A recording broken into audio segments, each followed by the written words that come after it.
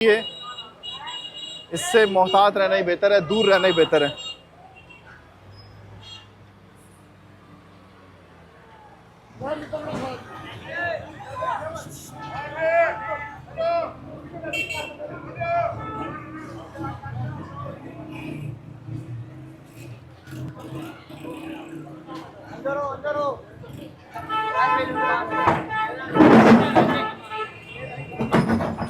अभी सीढ़ी है जिस वजह से ये ऑपरेशन कर रहा है। आप कह रहे होंगे कि ये जो थड़े हैं ये क्यों तोड़े जा रहे हैं। इसमें सबसे पहली बड़ी वजह ये थी कि यहाँ पर लोग एक तो कब्ज़ा कर लेते थे और इन जगहों को ऊंचा करने के बाद यहाँ पर पैदल चलने वालों के लिए जगह नहीं छोड़ते थे। इस वजह से ये सड़क के ऊपर लोग चलते फिरते थे।